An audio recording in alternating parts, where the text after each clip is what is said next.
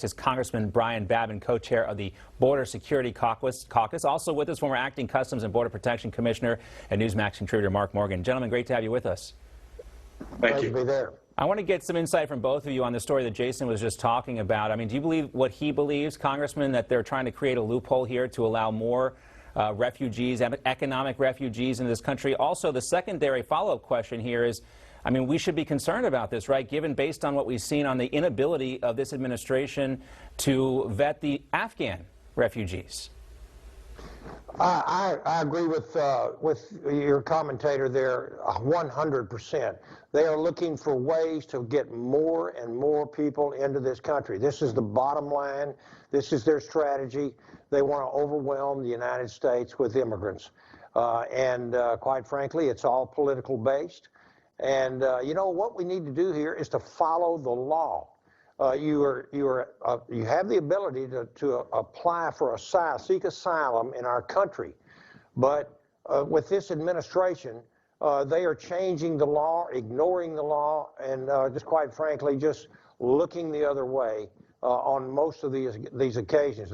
USCIS bureaucrats will now be taking the place of immigration judges.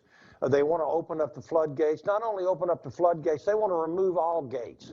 They just want open borders around the world. Very, very, very few other countries. In fact, I don't know any other country is developed in first world like the United States of America that just turns the green light on for everybody from all over the world, unvetted, COVID not checked for public health purposes, and we're looking at people coming in that are on the terrorist watch list.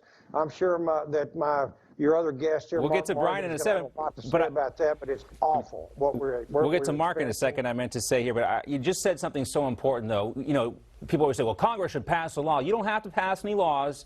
All you have to do is follow the law. Just like you said, Congressman, to deal with this problem. But the Biden administration doesn't want to do that, do they, Mark?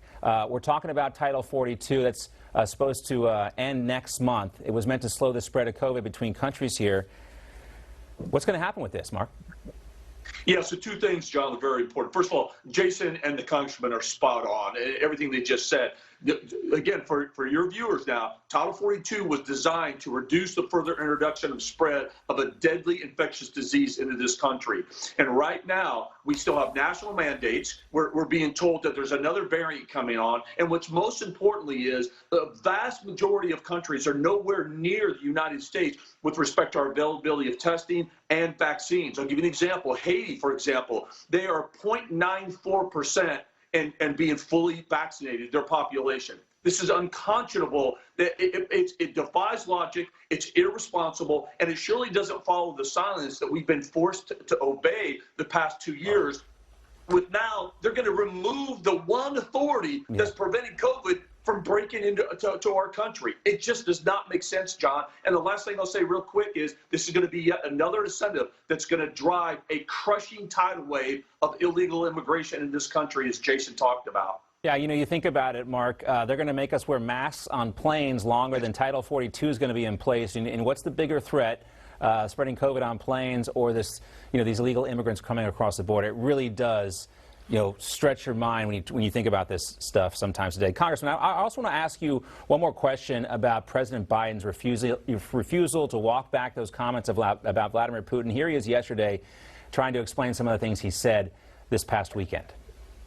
The fact of the matter is I was expressing the moral outrage I felt toward the way Putin is dealing in the actions of this man. Just brutality. But I want to make it clear, I wasn't then, nor am I now, articulating a policy change. I was expressing the moral outrage that I feel, and I make no apologies for it. I get the moral outrage part, but he hasn't made anything clear, has he, Congressman? Well, the guy has zero credibility anymore, I think, with most of the American people. Nothing he says really adds up. And it's like walking behind an elephant in a parade. He's got to be cleaned up after constantly because of what he says. And it's just ineptness and an incompetency. And then he gets mad when people question him. He says things And then in order to try to set the, the situation right with here we are in diplomatic negotiations, we got a war going on, it's got to be walked back again. And so the man absolutely is the most incompetent president I've ever seen in my life. We got a really big hint of it, and we saw it in true colors when he withdrew us from Afghanistan in such a terrible manner. And I think it has precipitated this entire Ukrainian invasion by Russia because it has emboldened our adversaries. We just don't, our military is shrinking. Biden has come up with this budget that absolutely is going to hurt our military. It's going to hurt our border. Congressman, we talked about that in the last hour. It's going to cut 1 million troops from the U.S. Army. It's hard to believe. And, again, when people tell you that President Biden loves his country, when you look at his budget, when you look at his border policy, when you look at what he did in Afghanistan, it's really hard to back that up with facts.